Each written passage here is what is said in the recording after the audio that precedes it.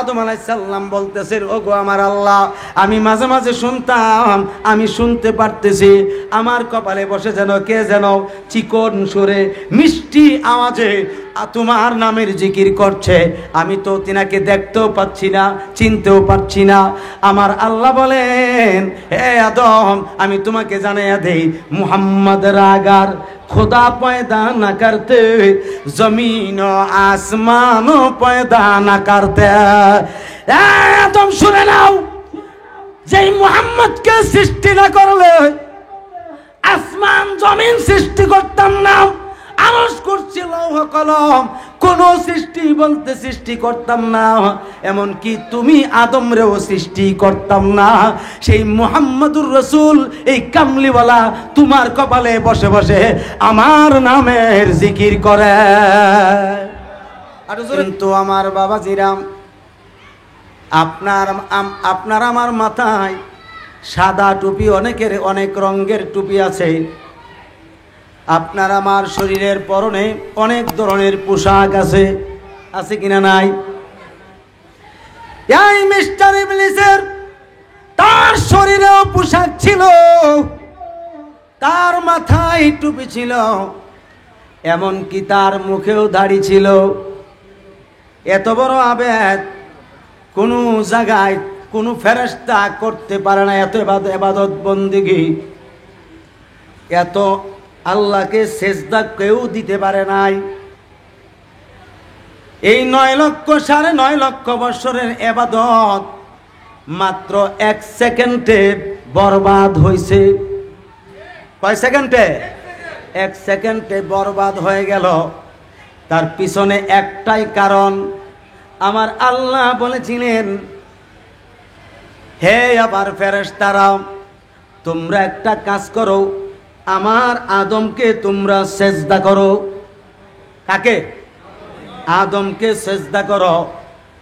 ফাসাজাদু ইল্লা ইবলিস, সমস্ত ফেরেশতারা হযরতে আদম আলাইহিস সালামকে সেজদা করেছে।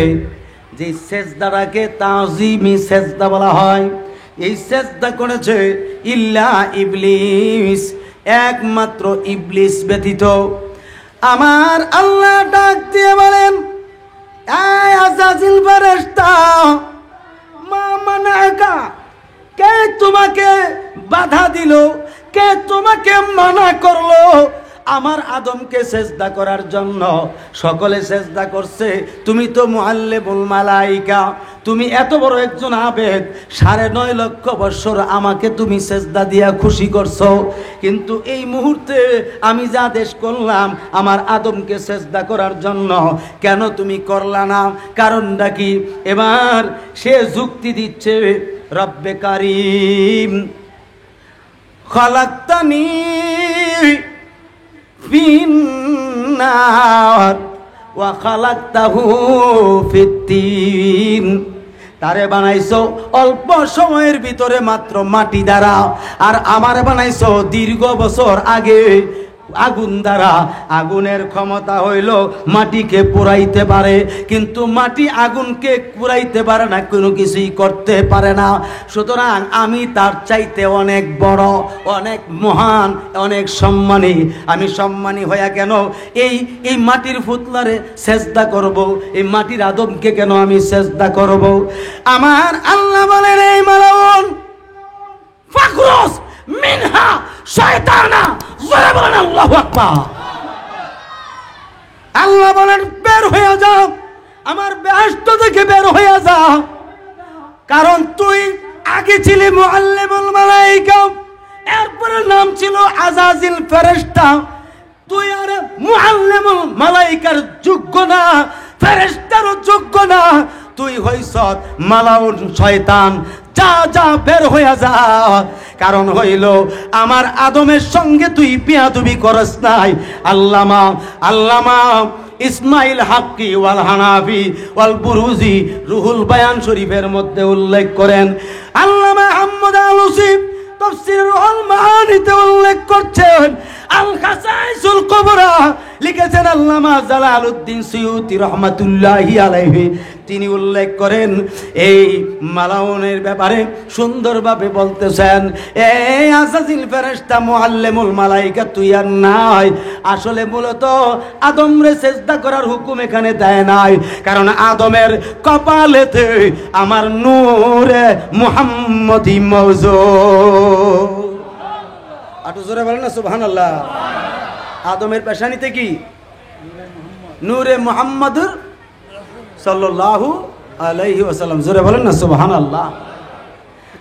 আল্লাহ পাক আদেশ করছে হাকিকতের দৃষ্টিকোণ থেকে তাজিমের সেজদাটা দেওয়ার জন্য শুধু আমার নূর নবীজিকে। আদম হইল একটা উসিলা। আদম কি একটা উসিলা। তো বেয়াদবিটা কার সাথে মূলত করছে? নবীজির সাথে। কার সাথে? নবীজির সাথে। তখন কিন্তু হযরতে আদম আলাইহিস সালামের পেশানিতে কপালে নবীজি, কিন্তু আমার নবী কখন সৃষ্টি হয়েছেন, কখন আল্লাহ জাল্লা শানুহু সৃষ্টি করেছেন? আসমান জমিন আরশ কুরসি লৌহ কলম আগুন পানি মাটি বাতাস মানুষ জিন গাছপালা তরুলতা পোকামাকড়, এক কথায় 18,000 জাত 80,000 আলম, কোনো কিছুই নাই, শুধুমাত্র আল্লাহ আল্লাহ, শুধুমাত্র আল্লাহ আল্লাহ। কুনতু কানজান, হাদিসে কুদসিতে আল্লাহ বলেন কুনতু কানজান মাকফিয়ান ফা আহবাবতুহু। বলেন না সুবহানাল্লাহ। আল্লাহ রাব্বুল আলামিন বলেন আমি একটা গোপন রহস্য ছিলাম, আমি একাকিত্ব গোপন রহস্য ছিলাম, আমার নিজেকে জাহির করার জন্য প্রকাশ করার জন্য আমার সখা বন্ধুকে সৃষ্টি করলাম। ফাজাহারতু বিন নবী সাল্লাল্লাহু তাআলা আলাইহি ওয়াসাল্লাম, তাফসীরে রুহুল বায়ান। আমি আমাকে জাহির করার জন্য, প্রকাশিত করার জন্য, প্রচার প্রসার করার জন্য আমি আমার নবী মুহাম্মাদুর রাসূলুল্লাহকে সৃষ্টি করলাম। বলেন সুবহানাল্লাহ। তাহলে নবীজির সৃষ্টি কখন হয়েছে? সর্বপ্রথম। সর্বপ্রথম। নবীজির আগে কোনো সৃষ্টি ছিল না। যত সৃষ্টি সব পরে। সব কি পরে। এই জন্য আল্লাহ পাক বলেন হুয়াল আউয়ালু ওয়াল আখিরু। আল্লাহ বলেন হাবিব আমি প্রথম, আপনি নবীও প্রথম। কারণ আমার নবী প্রথম সৃষ্টি হয়েছিনি। এরপরে ওয়াজ-জাহিরু ওয়াল বাতিন ওয়াল আউয়ালু ওয়াল আখিরু ওয়াজ-জাহিরু ওয়াল বাতিন। এখানে আল্লাহ পাক বলছেন হাবিব আমি প্রথম, অর্থাৎ সর্বপ্রথম আমি আপনাকে সৃষ্টি করছি, আমি আর আপনি প্রথম। বলেন না সুবহানাল্লাহ। আমি শেষ। এই কথার অর্থ কি? আমি অনন্তকাল পর্যন্ত আমি এই আল্লাহ মওজুদ, ঠিক কিনা? কিন্তু আপনি নবীও শেষ। আমি সৃষ্টি করেছি প্রথম, আর সমস্ত নবীগণের পরে পাঠাইছি। এই সমস্ত নবীগণের পরে যে পাঠাবো, পাঠানোর উদ্দেশ্যেই আখের শব্দ আল্লাহ উল্লেখ করছেন কোরআন শরীফে। তাফসীরের কিতাব আসছে নবীজি সকল নবীগণের পরে দুনিয়াতে আগমন করছেন, সৃষ্টি হয়েছেন সর্বপ্রথম, ঠিক কিনা? যখন নবীজিকে আল্লাহ সৃষ্টি করছেন তখন আল্লাহ পাক আমার নবীজির নাম মোবারক রাখলেন আহমদ। বলেন না সুবহানাল্লাহ। নাম কি? কথা কনা নাম কি? আহমদ। বলেন না সুবহানাল্লাহ। এই নাম মোবারক নবীজির আল্লাহ পাক রাখলেন কোথায়? আরশে আজিমে। কোথায়? অর্থাৎ আল্লাহর সামনে। এরপরে যখন কালেমা নির্ণয় করেন, কালেমা লেখার সময়ের জন্য, এর আগে তো নবীজি সৃষ্টি হইয়া আমার আল্লাহ নামের জিকির করতেছেন, অটোমেটিকলি আল্লাহ পাক আমার আল্লাহ নবীকে অন্তর মোবারকের মধ্যে সেই কালেমা ঢেলে দিয়েছেন, লা ইলাহা ইল্লাল্লাহ, লা ইলাহা ইল্লাল্লাহ, লা ইলাহা ইল্লাল্লাহ, লা ইলাহা ইল্লাল্লাহ। এইভাবে নবীজি জিকির করতে করতে করতে করতে 1,00,000 বছর জিকির করছে। কত লক্ষ বছর? আটু জোরে কর না, কত লক্ষ বছর? 1,00,000 বছর নবীজি আল্লাহর সামনে জিকির করছেন লা ইলাহা সুবহানাল্লাহ সুবহানাল্লাহ। এবার আমার আল্লাহ পাক খুশি হয়ে গেল যে আমাকে প্রকাশ করনেওয়ালা আমাকে প্রকাশ করেছে, আমাকে প্রচার করেছে। তখন আমার আল্লাহ খুশি হইয়া আমার নবী কামলিওয়ালার নাম ধরে রাখলেন মুহাম্মাদুর রাসূলুল্লাহ, মুহাম্মাদুর রাসূলুল্লাহ, মুহাম্মাদুর রাসূলুল্লাহ, মুহাম্মাদুর রাসূলুল্লাহ। বলেন না সুবহানাল্লাহ। তখন কিন্তু নূর, তখন কি একদম ডাইরেক্ট নূর, আগুন পানি মাটি বাতাস কিচ্ছু নাই, সব নূর। এই নূরকে বলা হয় নূরে হাকিকি। বলেন না সুবহানাল্লাহ। নূরে হাকিকি, হাকিকতের নূর, মূল নূর সেই নবী মুহাম্মাদুর সাল্লাল্লাহু আলাইহি ওয়াসাল্লাম। এখন আমার আল্লাহ আমার নবীর নূর মুবারকের দিকে তাকিয়ে দেখছেন যে এই নূর যদি আমি ডাইরেক্ট দুনিয়ার জমিনে আমাকে প্রকাশ করার জন্য পাঠাই, তাহলে কেউ বা কোনো জিনিস, কোনো সৃষ্টি থাকবে না, একবারে জ্বলে পুড়ে ছারখার হয়ে যাবে। তখন আল্লাহ ইচ্ছা করলেন একটা আকৃতি তো দরকার। কথা বলে না আমার বাবারা, আপনারা অনেক জ্ঞানী গুণী মানুষ, শিক্ষিত মানুষ। আল্লামা ইসমাইল হাক্কি ওয়াল হানাফি লিখতেছেন, আমার আল্লাহ পাক ডাক দিয়ে বলে, হাবিব গো, আমার মন চাইতেছে, আমার ইচ্ছা করতেছে আপনার একখানা সূরত মুবারক দিতে। আমার দয়াল নবী বলেন, আপনার ইচ্ছা, আপনার এখতিয়ার।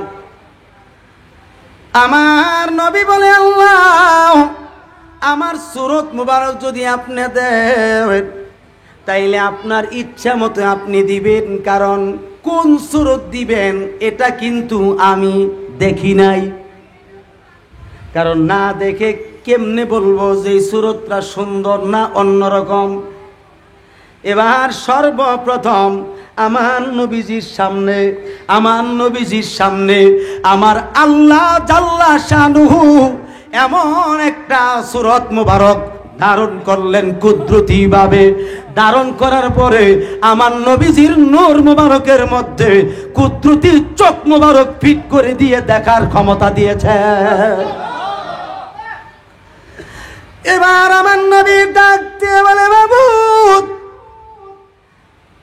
এত সুন্দর লাগে, এত সুন্দর, এই আকৃতিটা অনেক সুন্দর, যার কোনো তুলনা নাই, এটা আমার পছন্দ হয়েছে। আল্লাহ পাক বলেন, কোন সূরাতান মুহাম্মাদিন। বলেন না সুবহানাল্লাহ। হয়ে যাও আমার মুহাম্মদের সূরত। ফায়াকুনু সূরাতান মুহাম্মাদিন, সঙ্গে সঙ্গে মুহাম্মদ সাল্লাল্লাহু আলাইহি সাল্লামের সূরত মোবারক হয়ে গেল। এখন আমার আল্লাহ বলেন হাকিকতের দৃষ্টিকোণ থেকে, নবী গো, মান আনতা, আপনি কে? নবীজি জবাব দেন, আনতা। বলেন না সুবহানাল্লাহ। আমার কথা বুঝেননি আপনারা? বলছে আল্লাহ আমি কে এটা আপনিই জানেন। আমি কে এটা কি একমাত্র আপনিই জানেন, আর কেউ তো নাই। এই জন্য নবী জবাব দিছেন আনতা। সুবহানাল্লাহ বলেন, আটু জোরে বলেন না সুবহানাল্লাহ। এবার আমার আল্লাহ পাকের নাম মুবারকের সঙ্গে গুণান্বিত করে আমার নবীজিরও নাম মুবারক রাখতে শুরু করলেন। রাখতে রাখতে রাখতে রাখতে আমার আল্লাহ জাল্লা শানুহুর নাম মুবারকের ক্ষেত্রে তাফসিরে জালালাইন শরীফে আল্লামা জালালউদ্দিন সুয়ুতি উল্লেখ করতেছেন, আমার আপনার দয়াল নবীজির নাম মুবারক তো পরের কথা, আমার আল্লাহ পাকের নাম মুবারক আছে 3000-এর উপরে, মতান্তরে 4000 নাম মুবারক। আমার আপনার দয়াল নবীজিরও 3000-এর উপরে নাম মুবারক। এই জন্য বাবারা আমার, নবীজির সৃষ্টি হয়েছে প্রথম নূর। কি কি সৃষ্টি হয়েছে? নূর। এই নূর এখন নবীজির কিভাবে আস্তে আস্তে করে পাঠাবেন, ওইখান থেকে শুরু করে আল্লাহ পাক ইচ্ছা করলেন যে নবীর নূর মুবারক এমনভাবে পাঠাইতে হবে দুনিয়ার মানুষের যেন কোনো ক্ষতি না হয়, দুনিয়ার সৃষ্টির কোনো ক্ষতি না হয়, যাতে কোনো আমার নবীর নূরের তাজাল্লি পায় যেন জ্বলে পুড়ে ছাই হইতে না পারে। এই জন্য আমার আপনার দয়াল নবীজির শরীর মুবারকে একখানা মানবের কভার পরাইয়া দিলে। কিসের কভার? মানবের কভার। এই কভারটা পরাইছেন কেমনে? সর্বপ্রথম আল্লাহ পাক আমার নবীজির নূর মুবারকের দিকে যখন তাকাইল, তাকানোর পরে আমার নবীজির শরীর মুবারক থেকে ঘাম মুবারক বের হলো। অর্থাৎ যে নূর মুবারক আছে ওই নূর মুবারক থেকে ঘাম মুবারক বের হলো। এই ঘাম মুবারক 4টা ভাগ করেছেন আল্লাহ তাআলা। এক ভাগ দিয়া আমার আল্লাহ কলম সৃষ্টি করলেন, দ্বিতীয় ভাগ দিয়া আল্লাহ পাক লৌহ সৃষ্টি করছেন, তৃতীয় ভাগ দ্বারা আল্লাহ পাক আরশ সৃষ্টি করছেন, 4 নম্বর ভাগটাকে আবার 4টা ভাগ করেছেন। প্রথম ভাগ দ্বারা আল্লাহ রাব্বুল আলামিন আসমান সৃষ্টি করেছেন, দ্বিতীয় ভাগ দ্বারা জমিন সৃষ্টি করেছেন, তৃতীয় ভাগ দ্বারা আল্লাহ রাব্বুল আলামিন সমস্ত ফেরেশতা সৃষ্টি করেছেন। 4 নম্বর ভাগটাকে আল্লাহ পাক আবার 4টা ভাগ করেছেন। প্রথম ভাগ দ্বারা জান্নাত সৃষ্টি করেছেন, দ্বিতীয় ভাগ দ্বারা আল্লাহ রাব্বুল আলামিন অনেক জান্নাতের নাজ নেয়ামত সৃষ্টি করেছেন, তৃতীয় ভাগ দ্বারা আল্লাহ জাল্লা শানুহু মানব জাতি এবং জিন জাতির রূহ সৃষ্টি করেছেন। চতুর্থ ভাগটাকে আমার আল্লাহ পাক আমার 4টা ভাগ করেছেন। প্রথম ভাগ দ্বারা আগুন সৃষ্টি করেছেন, দ্বিতীয় ভাগ দ্বারা পানি সৃষ্টি করেছেন, তৃতীয় ভাগ দ্বারা আল্লাহ রাব্বুল আলামিন পানির মাধ্যমে মাটি সৃষ্টি করেছেন, চতুর্থ ভাগ দ্বারা গাছপালা তরলতা পশু পাখি কীট পতঙ্গ আল্লাহর যত গোটা সৃষ্টি আছে সব কিছু আমার আল্লাহ সৃষ্টি করেছেন। তাইলে বোঝা গেল নবীজির নূর মুবারক দিয়ে তো সব সৃষ্টি।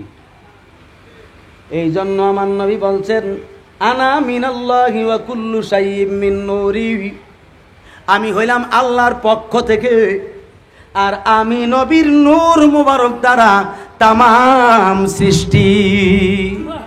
পাইলে নিরালাই গো নবী পাইলে নিরালাই, পাইলে নিরালাই গো নবী পাইলে নিরালাই। ওগো 2 কদমে চুমু খাবো, 2 কদমে চুমু খাবো, চরণে ধুলি মাখবো গায়, পাইলে নিরালাই গো নবী পাইলে নিরালাই, পাইলে নিরা। আমার নবীর আশিক যারা, নবীর প্রেমের পাগল তারা, ঠিক কিনা বলে? আমার নবীর আশিক যারা, নবীর প্রেমের পাগল তারা, ওরে নবীকে দেখিলে মোদের রুজুকের ভয় নাই, হায় হায় নবীকে দেখিলে আমরা দুজুকের ভয় নাই, পাইলে নিরা পাইলে নিরালাই, পাইলে নিরা পাইলে নিরালাই। ওগো 2 কদমে চুমু খাবো, 2 কদমে চুমু খাবো, চরণে তুলি মাখবো গায়, পাইলে নিরালাই গো নবী পাইলে নিরালাই, পাইলে নিরা। একটা জবান বন্ধ রাখবেন না, চিৎকার দিয়ে বলেন আল্লাহু আকবার। মোহাব্বতে বলেন ইয়া রাসূলুল্লাহ, আওয়াজ করে বলেন ইয়া ওলি আল্লাহ। এবার আমার নবীকে যে পাঠাইবেন, পাঠানোর পদ্ধতি কিন্তু সিস্টেম চালু হয়ে গেছে, ঠিক নেই? এখন আল্লাহ পাক ইচ্ছা করছেন খলিফা অর্থাৎ প্রতিনিধি সৃষ্টি করবেন দুনিয়ার জমিনের জন্য। কারণ বন্ধুরে পাঠাইলে তো একটা মাধ্যম লাগবো, কথা কনা, বন্ধুরে পাঠাইলে মাধ্যম লাগবো নি? এই মাধ্যমটাই হইল মিলাদুন নবী। একটু জোরে কর না কেন? এই মাধ্যমটা কি? মিলাদুন নবী, মানে শুভ আগমন। বলেন না সুবহানাল্লাহ। কার শুভ আগমন? দয়াল নবীজির। কার? দয়াল নবীজির। কারণ সৃষ্টি জগতে বহু নবী রাসূল, 2,24,000 নবী রাসূল, ঠিক কিনা? কেউ আমার নবীর মতো দয়াল না, ঠিক কিনা? আমার আল্লাহর মতো কেউ দয়াল না, আমার নবীর মতো কেউ দয়াল না। এত মর্যাদা আল্লাহ তাআলা আমার নবীকে দিছেন। আল্লাহ ইচ্ছা করছেন খলিফা সৃষ্টি করবেন, এর মাধ্যমেই নবীরে পাঠাইবেন, ঠিক কিনা? এবার আল্লাহ বলেন জিবরাইল কাজ করো, মাটি আনো। কারণ আদমের সৃষ্টি 4 পদার্থ দ্বারা। কয় পদার্থ? আগুন, পানি, মাটি, বাতাস। কয়টা? 4টা। আপনার আমার মধ্যে 4টা আছে। আপনার আমার মধ্যে কি 4টা আছে? এটা কিন্তু অস্বীকার করতে পারবেন। কিন্তু আমার নূর নবীর মধ্যে 4টা উপাদান নাই। রাগ করছেন? আমার দয়াল নবীর মধ্যে এই 4টা উপাদান নাই। এটাই তো নবীজির শান। সম্পূর্ণটা আমার নবীজির নূর। এক কথায় মাথা মুবারক নূর, চুল মুবারক নূর, মুখ মুবারক নূর, চক্ষু মুবারক নূর, জুব্বা মুবারক নূর, দাঁত মুবারক নূর, কান মুবারক নূর, নাক মুবারক নূর, শরীর মুবারক নূর, চামড়া মুবারক নূর, রক্ত মুবারক নূর, গোশত মুবারক নূর, প্রস্রাব মুবারক নূর, পায়খানা মুবারক নূর, থুতু মুবারক নূর। এভরিথিং আপাক সমস্ত শরীর মুবারক নূর আর নূর। মাটি বলার কোনো সুযোগ নাই। মাটি বললেই বুঝতে হবে বাতিল দল। কি দল? বাতিল দল, অর্থাৎ 72 ফেরকার অন্তর্ভুক্ত।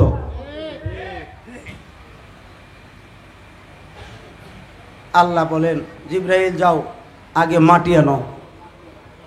জিবরাইল আমিন গেলেন। খারাপ লাগতেছে? জিবরাইল আমিন আসলেন জমিনে। আয়সা মাটি রে ধরবেন। মাটি বলছে দোহাই আল্লাহর, হে জিবরাইল দোহাই আল্লাহর। তাহলে মাটিও জিবরাইল চিনে, কথা বলে না? মাটিও জিবরাইল চিনে। মাটি বলতেছে দোহাই আল্লাহর, আল্লাহর দোহাই তুমি আমাকে ধরো না। জিবরাইল বলল আমি তো তোমাকে নেওয়ার জন্য আসছি, আল্লাহ পাঠাইছে নেওয়ার জন্য।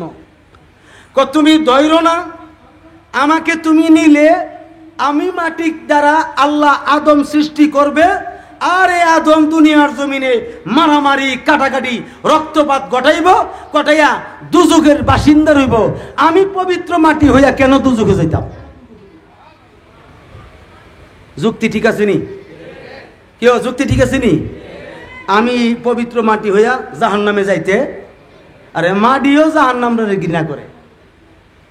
আর আমরা মানুষ জাহান্নাম কিন্না লইতাছি মিলাদুন নবীর বিরোধিতা কইরা। কথা ঠিক কিনা কন না রে? কারণ মিলাদুন নবীর বিরোধিতা কইরা জাহান্নাম আমরা কিনতেছি আল্লাহর কাছ থেকে। জিবরাইল আমিন ফিরে চলে গেলেন। আমার আল্লাহ জিজ্ঞেস করলেন জিবরাইল কি ব্যাপার, তুমি ফিরে আসলা কেন? মাটি কই? আমি জিজ্ঞেস করি আল্লাহ দেখছেনি? জোরে কর না, দেখছেনি?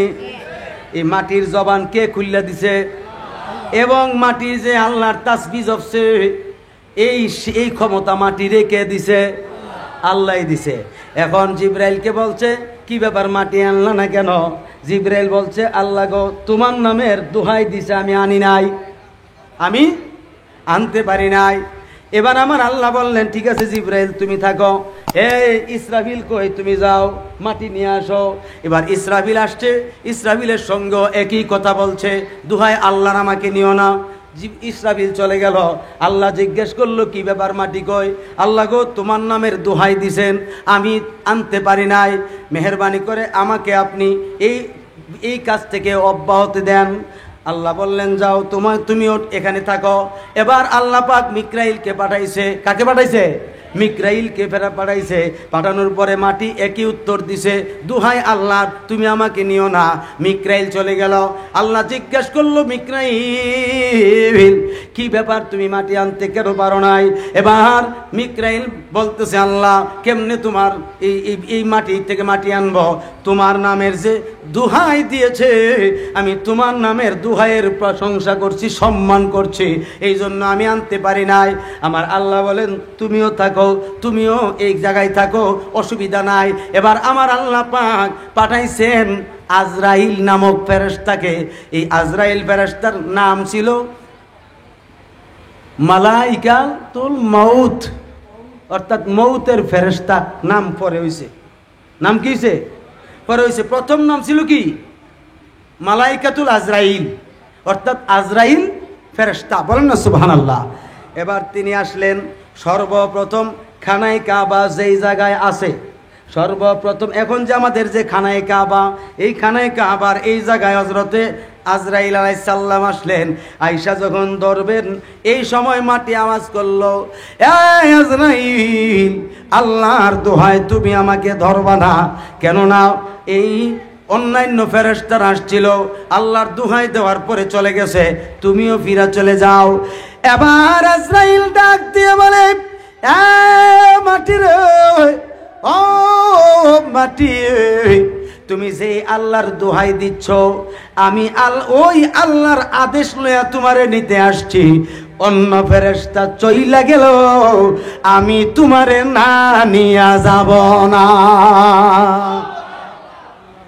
এবার তিনার হাত দ্বারা, কি দ্বারা? হাত দ্বারা এইভাবে এক মুঠ মাটি তুলছেন। কয় মুঠ? এইভাবে এক মুঠ মাটি যখন উঠাইছেন, এবার আল্লাহকে বলছেন, আল্লাহ আমি মাটি নিয়ে আসছি, এই যে মাটি। আল্লাহ পাক বলেন, এক কাজ করো, আরবের জমিনে একটা জায়গা আছে, বুখারী শরীফেও আছে উল্লেখ, ওয়াদে মুহাররম। ইবনে হিশামের এক রিওয়ায়াতে আসছে ওয়াদে নুমান। ওই এই জায়গার মধ্যে মাটি নিয়ে রাখো। মুফাসসিরিনে কেরাম এবং মুহাদ্দিসিনে কেরাম লিখতেছেন, এই যে এক মুঠ মাটি খানায় কাবা বর্তমানে যেই জায়গায়, এখান থেকে যে আজরাইল উঠাইছে, এই জায়গার এক মুঠ মাটি 40 মণ এর উপরে হয়েছে। কয় মনের উপরে? আটো জোরে কর না, কয় মণ? মুফাসসিরিন বর্ণনা দিচ্ছেন 40 মণের উপরে। এখন আজরাইলের থাবাটা কত বড়? কি বলে? আজরাইলের থাবাটা কত বড়? শুধু থাবাটার যে একটা প্রভাব, এটা বুঝামু কিভাবে আপনারা? তো একটা বিষয় বুঝাই, আপনার মাথা আছে, আমার মাথা আছে, আছে না? আমার হাত আছে, আপনারও তো হাত আছে। আপনার মাথা অনুপাতে হাতের তো পরিধিটা খুব ছোট, ছোট না? কিন্তু মাথাটা তো একটু বড়।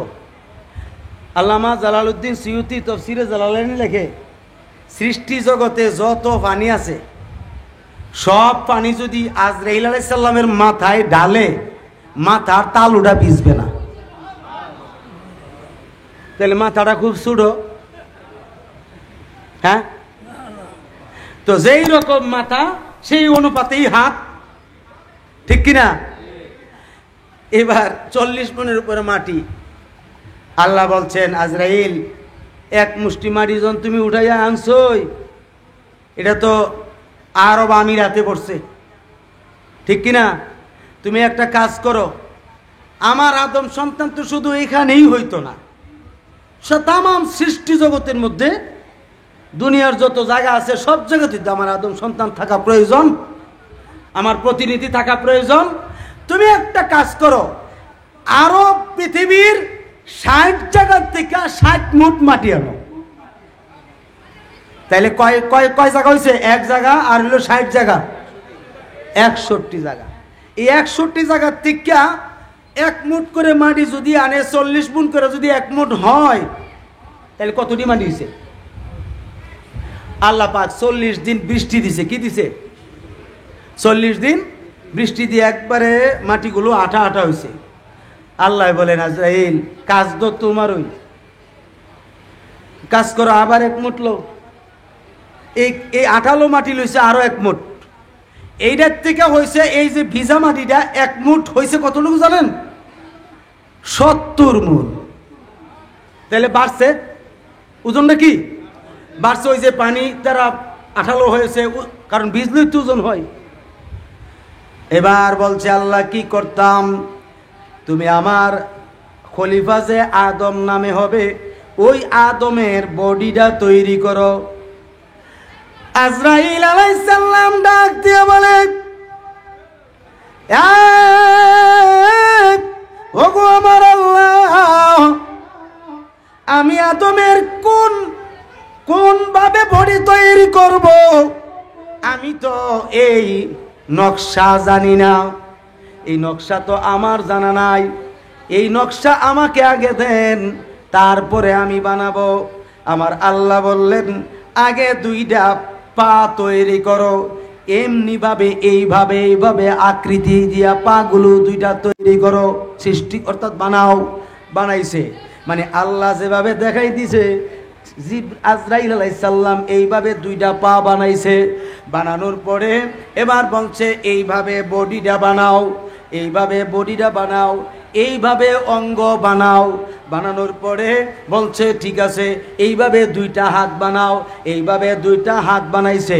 এই যে দেখছেন নি আপনার আমার এই দুই সাইডে হাড্ডি আসিনি, হাড্ডি আসিনি, এই হাড্ডি থেকে নিচের অংশটা আল্লাহ রাব্বুল আলামিন দেখাইয়া দিছেন, এমনি ভাবে বানাও, এমনি বানাও, এইভাবে বানাইয়া বডিটা তৈরি করো। এবার হযরতে আজরাইল আলাইহিস সালাম এই বডিটা যখন বানানো শেষ করলো, শেষ করার পরে বলছে, আল্লাহ আপনি যেভাবে বলেছেন আমি এমনি ভাবে বানাইলাম, এখন বাকি কাজ কারবার আপনার হবে। কোন সূরত দিবেন, কোন আকৃতি দিবেন, এটা আমি আজরাইল জানি না। এবার আমার আল্লাহ ডাক দিয়ে বলেন, এই আজরাইল তুমি যাও, তোমার আর কাজ নাই, এখন আমার কাজ।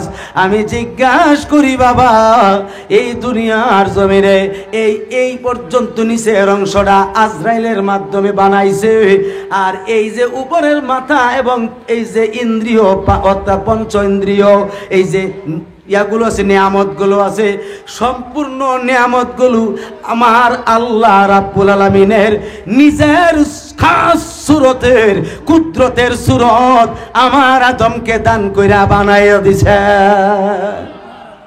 আর জোরে বলেন না সুবহানাল্লাহ। এই নকশা আগে তো ছিল না, ঠিক কিনা? এই সুরত, এই আকৃতি আগে কি ছিল না। এই সুরতটা আমার আল্লাহর খুব মহব্বতের, আল্লাহর খুব পছন্দের। এই জন্য আদম আলাইহিস সালামকে এই সূরত আল্লাহ দান করছেন আল্লাহ পাকের কুদরতিভাবে। এই জন্য বুখারীর হাদিস আসছে, বুখারী শরীফে আসছে, খালাকাল্লাহু আদামা আলা সূরাতিহি আই তাযীমান সূরাতিল্লাহ। মহব্বতের সাথে কথাগুলো শুনবেন। আমার আল্লাহ পাকের কুদরতি সূরতের মাধ্যমে হযরতে আদম আলাইহিস সালামের সূরত দান করছেন। এই সূরতের মধ্যে যেই ব্যক্তি এই চেহারাতে থাপ্পড় দিবে সে অপরাধী হয়ে যাবে, কেননা এই আকৃতি আমার আল্লাহর কুদরতের, সতর্ক থাকতে হবে। তখন এই আদম আলাইহিস সালামকে 40 দিন জমিনের মধ্যে একেবারে রৌদ্র দিয়া শুকাইছেন। শুকানোর পরে আল্লাহ বলেন, আমার আদমের লাশটাকে জান্নাতের ভিতরে নিয়ে আসো, জিবরাইল যাও। এবার জিবরাইল আমিন আদমের লাশটাকে নিলেন ওই জান্নাতের ভিতরে।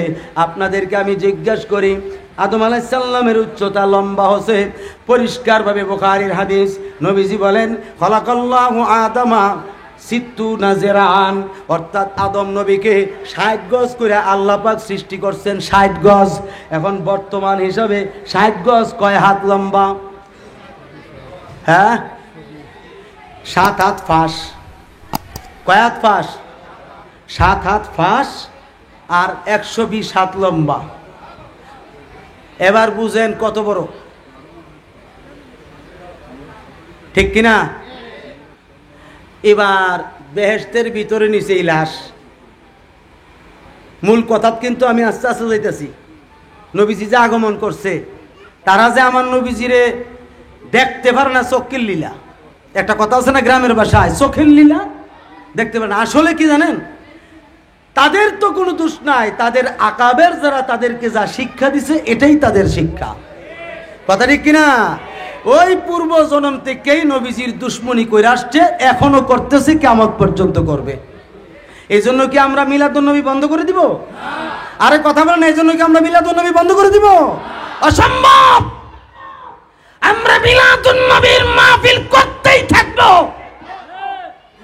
এবং মিলাদুন্নবীর জশ্নে জুলুস পালন করতেই থাকবো। কারণ বাধা বিঘ্নতা আসতেই পারে, এই জন্য আমরা কোনোদিন পিছপা হব না। আগামীকাল তো জশ্নে জুলুস। আগামীকাল কি জশ্নে জুলুস? আমরা কোথায় থেকে শুরু করব? আগে ফল মার্কেট থেকে। সকাল কটার সময়? সকাল 10টায়। এই ফল মার্কেটের থেকে আমরা জুলুস আরম্ভ করব। আপনারা থাকবেন তো? কে কে থাকবেন হাত তুলে দেখান তো। আল্লাহু আকবার, ইয়া রাসূলুল্লাহ, জিন্দাবাদ। ঈদে মিলাদুন নবী।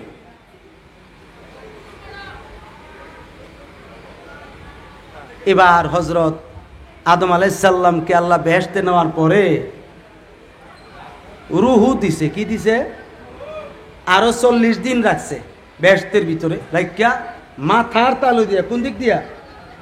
এই যে তালু আছে না, এই তালু দিয়ে রুহু ফুক দিছেন।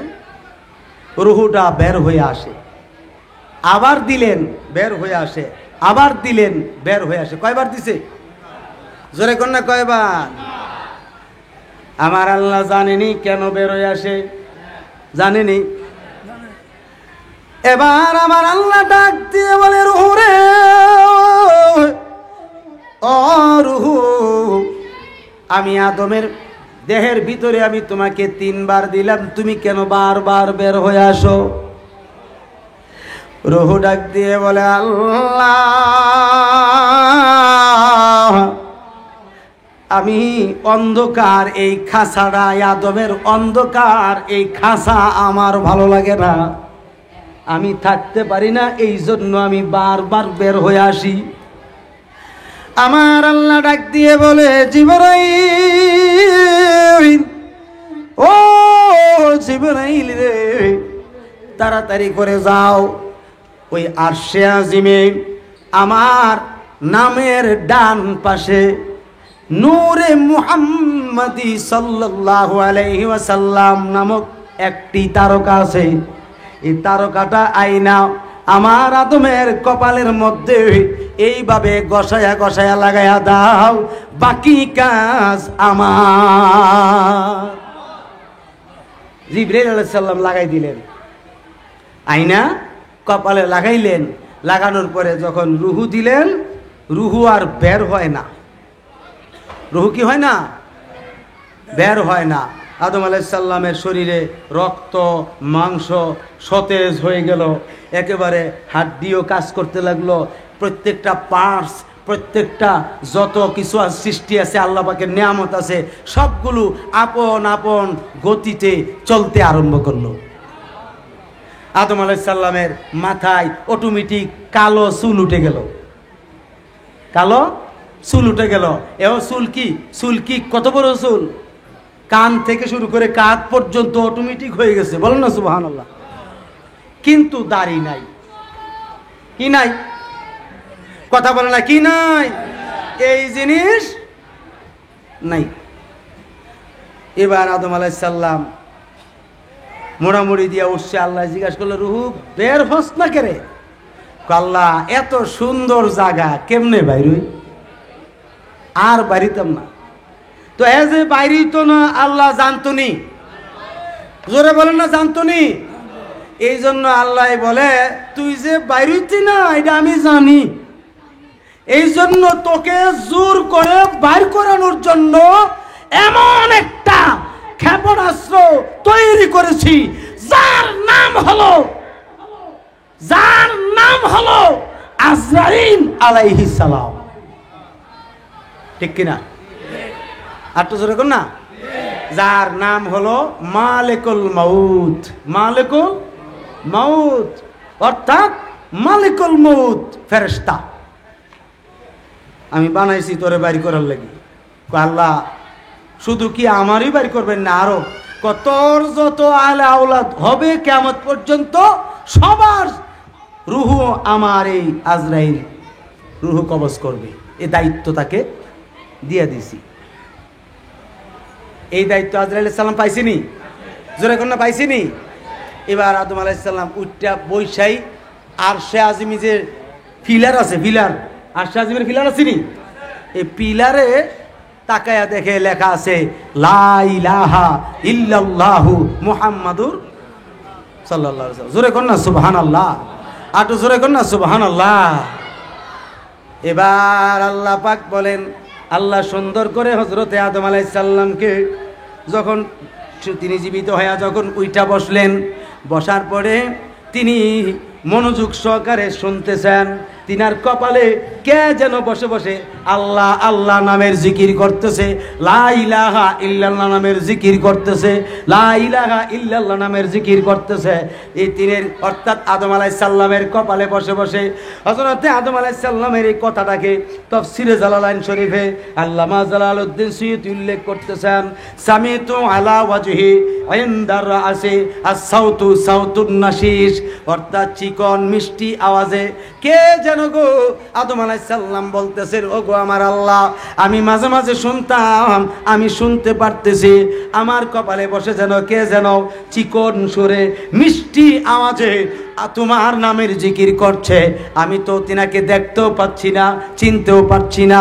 আমার আল্লাহ বলেন, হে আদম, আমি তোমাকে জানাইয়া দেই, মুহাম্মদ রাগার खुदा पैदा न करते जमीन आसमान पैदा न करते।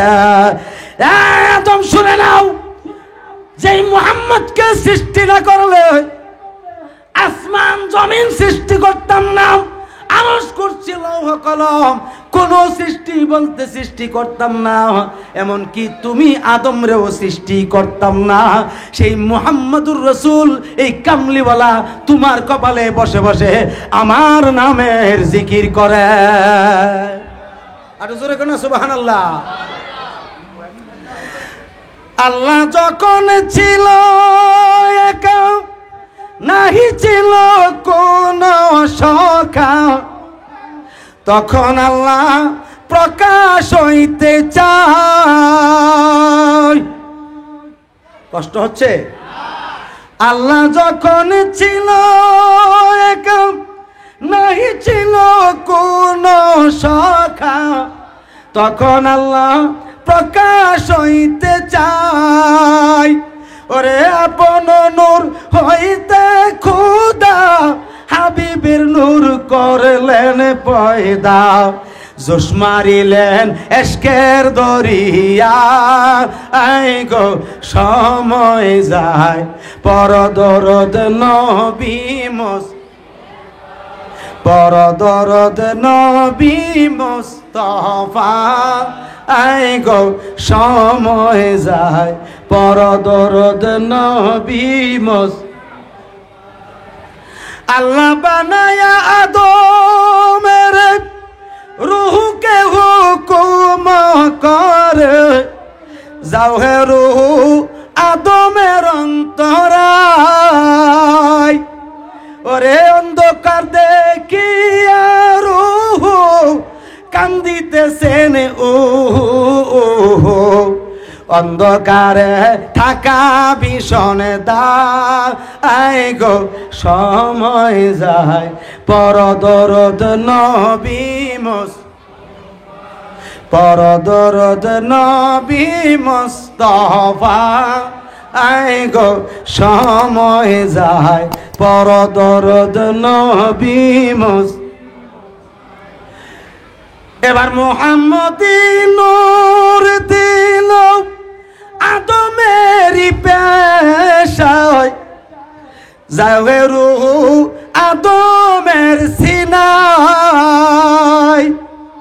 এবার রূহ বলে মালিক সায় আর তো কোনো চিন্তা নাই রূহ বলে মালিক সায় আর তো কোনো চিন্তা নাই দেখতে বড় সুন্দর দেখা যায় গো সময় যায় পরদরদ নবী পরদরদ নবী মুস্তাফা আয় গো সময় যায় পরদরদ নবী মুস্তাফা একটা জবান বন্ধ রাখবেন না চিৎকার দিয়ে বলেন আল্লাহু আকবার মোহাব্বতে বলেন ইয়া রাসূলুল্লাহ আওয়াজ করে বলেন ইয়া ওলি আল্লাহ আল্লাহুম্মা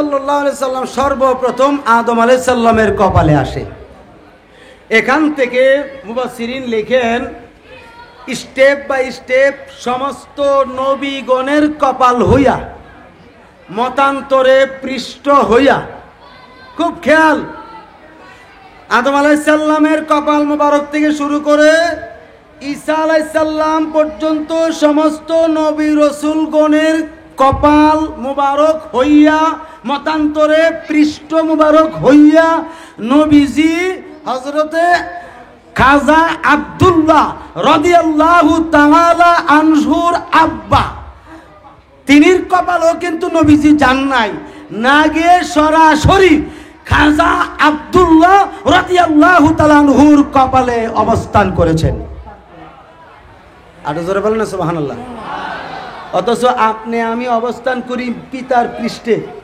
কার পৃষ্ঠে বাবার পৃষ্ঠে কথা ঠিক কিনা বাপ মানে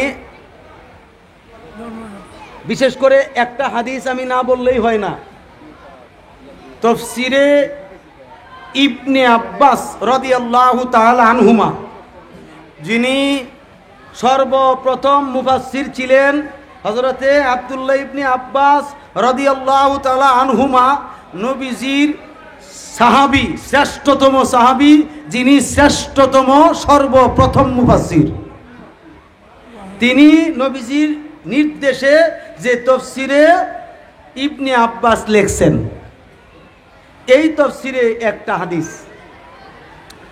এবার আমার নবীজির সামনে অগণিত সাহাবায়ে কেরামের সামনে হযরতে ইবনে আব্বাস বর্ণনা করতেছেন হাবিবতা ওয়ালা ওয়ালাদাম ওয়ালা বাশারা আনতা মুতগাতান ওয়ালা আলাকা ইয়া রাসূলুল্লাহ আটো জোরে বলেন না সুবহানাল্লাহ ইয়া রাসূলুল্লাহ আমি আপনার কাছে জানতাম চাই আদম আলাইহিস সালামকে তো আল্লাহ পাক কুদরতিভাবে সৃষ্টি করছেন এখন আদম সন্তান যে হয় দুনিয়ার জমিনে মা বাবার শুভ মিলনের মাধ্যমে এই মানুষ কিভাবে আল্লাহ সৃষ্টি করেন পয়দা করেন বলেন না সুবহানাল্লাহ এটা ইবনে আব্বাস নবীজিকে প্রশ্ন করছে কাকে কাকে এই এই এই কেন হইচই করতেছেন এই যুবক ছেলেরা বাবারা এ মাসুম বাচ্চারা বসো কেন হইচই করতেছো বসে যাও না বসো বসো তোমাদের জায়গা নাই জায়গায় বসো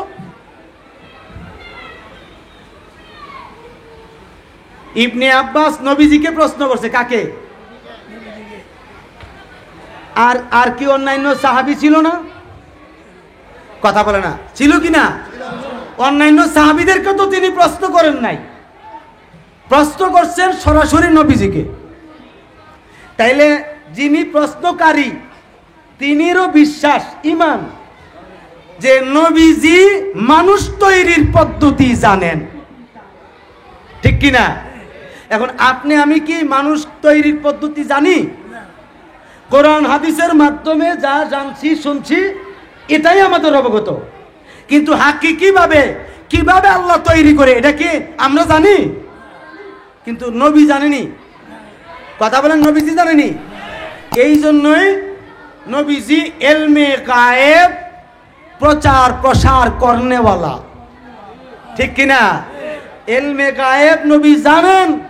এই ঈমান প্রত্যেক সুন্নি মুসলমানের রাখা ফরজ, ঠিক কিনা বলে? কারণ নবী এলমে গায়েব জানে কি জানে না? যদি আমরা বলি যে এলমে গায়েব জানে না, তাইলে আপনি আমি কেন কোরআন শরীফ যে নবী পড়াইয়া সুন্দর করে সাহাবীদের মাঝখানে দিয়েছেন আমরা পাইছি, এটার মধ্যে সন্দেহ আসবে কিনা? সন্দেহ আসবে।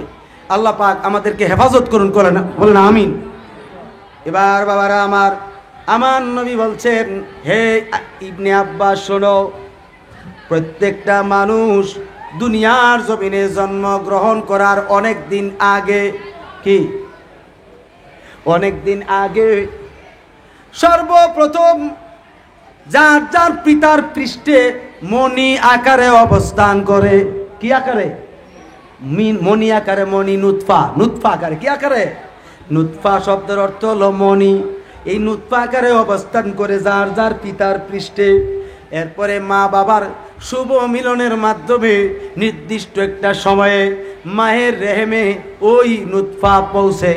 নুতফাটা পৌঁছার পরে 40 দিনের ভিতরে একটা গোশতের টুকরা ধারণ করে, আরে একটা রক্তপিণ্ড ধারণ করে। কি পিণ্ড? একটা রক্তপিণ্ড ধারণ করে। এই রক্তপিণ্ডটা আমার 40 দিনের ভিতরে আস্তে আস্তে করে একটা গোশতের টুকরা ধারণ করে। এই গোশতের টুকরাটা আবার 90 দিনের ভিতরে, কতদিন? 90 দিনের ভিতরে হাত পা চোখ কান নাক পূর্ণাঙ্গ একটি মানব সুরত দান করে। অর্থাৎ একটা মানব সুরত, মানব আকৃতি ধারণ করে এই মায়ের পেটের ভিতরে 90 দিন আর 80 দিন। কয় দিন হয়েছে? 90 দিন আর 80 দিন কয় দিন হয়েছে? 170 দিনে কয় মাস হয়? 5 মাস 20 দিন। কথা ঠিক নেই? এই 5 মাস 20 দিন লাগে একজন মানুষ পূর্ণাঙ্গ আকৃতিতে মায়ের রেহেমের ভিতরে ধারণ করতে। এখন বলেন, আমার নবীর যুগে তো কম্পিউটার ছিল না, আমার নবীর যুগে তো আলট্রাসোনোগ্রাফিও ছিল না, এমনকি অনুমান করার মতো বিষয়ও ছিল না। আমার নবী জানলো কেমনে, দেখলো কেমনে, বুঝলো কেমনে? এই বিষয়ের উপরে জ্ঞান রাখার দরকার আসেনি? এ বাবা, বিজ্ঞানীরা দুনিয়ার জমিনে কত কিছু আবিষ্কার করলো। বিজ্ঞানী তারা কিসের বিজ্ঞানী? সমস্ত বিজ্ঞানীদের বাবার বাবা তিনি হচ্ছেন মুহাম্মাদুর রাসূলুল্লাহ সাল্লাল্লাহু তাআলা আলাইহি ওয়াসাল্লাম। আমার নবীর মতো এত বড় বৈজ্ঞানিক আল্লাহর সৃষ্টিতে আর কেউ নাই। হাত তুলে বলেন ঠিক না বেটি? আর জোরে বলেন ঠিক কি না? আল্লাহু আকবার, ইয়া রাসূলুল্লাহ, জিন্দাবাদ। নবীজির মতো এত বড় বৈজ্ঞানিক আর কেউ আর নাই, আর হবেও না। এবার হযরত ইবনে আব্বাস মুস্কি হাসি দিতেছে, হাসতেছেন, মুস্কি হাসি দিতেছেন। আমার নবী ডাক দিয়ে বলে, এই ইবনে আব্বাস, তুমি হাসতেছো কেন? কি ব্যাপার? আমার সিদ্ধান্ত, আমার রায় বুঝি, আমার বিষয় বুঝি তোমার পছন্দ হইছে না? বলতেছে, নবী গো,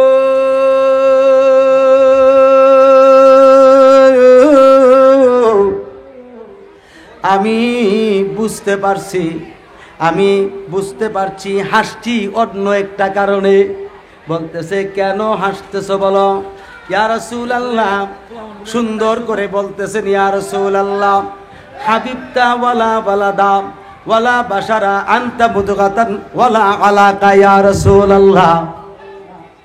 নারে তাকবীর, আর জোরে নারে তাকবীর, নারে রিসালাত। নারে গৌসিয়া, আহলে সুন্নাত ওয়াল জামাত, পবিত্র ঈদে মিলাদুন নবী, জশ্নে জুলুসে, জশ্নে জুলুসে ঈদে মিলাদুন নবী, প্রধান বক্তার আগমন হযরত মাওলানা মুফতি মনিরুল ইসলাম চৌধুরী মুরাদ সাহেবের আগমন।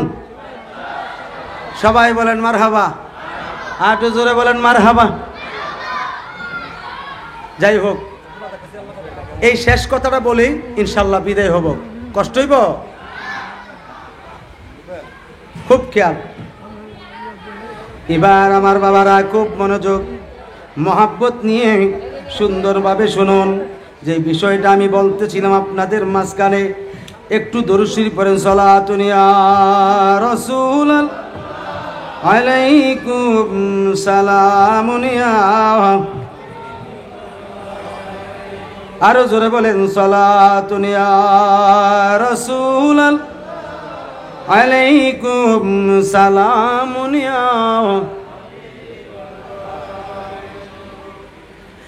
আর ভাইরাম, হযরত ইবনে আব্বাস বলতেছেন, হাবিব তাওয়ালা ওয়ালা দাওয়ালা বাশারান তামুতুগাতান ওয়ালা আলাকা ইয়া রাসূলুল্লাহ।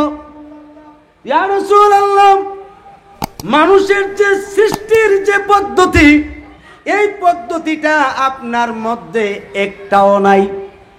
বলুন না সুবহানাল্লাহ। কেমনে? আমি ইবনে আব্বাস বলতেছি, আল্লাহর কসম করে নবী গো, আপনি আপনার মা বাবার শুভ মিলনের মাধ্যমে পিতার পৃষ্ঠ থেকে মায়ের রেহেমে যান নাই, মনি আকারে যান নাই, রক্তপিণ্ড হন নাই, গোস্তার টুকরো হন নাই, এমনকি ওয়ালা বাসারা আকার আকৃতিতে মানব রূপ আপনার মায়ের পেটের ভিতরে ধারণ করেন নাই। আমি ইবনে আব্বাস বলতেছি, কদ জাআকুম মিনাল্লাহি নূর।